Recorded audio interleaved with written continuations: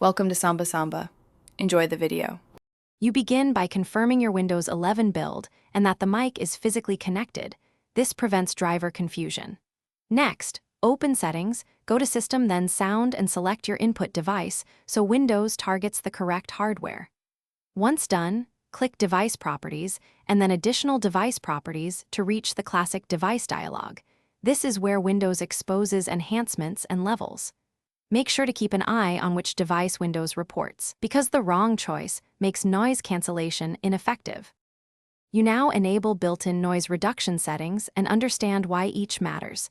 Noise suppression removes steady background hums, while acoustic echo cancellation prevents speaker feedback. Open the Enhancements or Advanced tab and toggle these options, then Apply and Close. Once done, restart any communication apps so they read the updated device state. Also, make sure app-level suppression, like Microsoft Noise Suppression in Teams or a browser, does not conflict with the system setting, because two processors can create artifacts if both try to clean audio. You finish with advanced tuning and a focused troubleshooting tip. First, install OEM audio drivers or optional Windows updates to get the microphone DSP features. These often improve cancellation quality.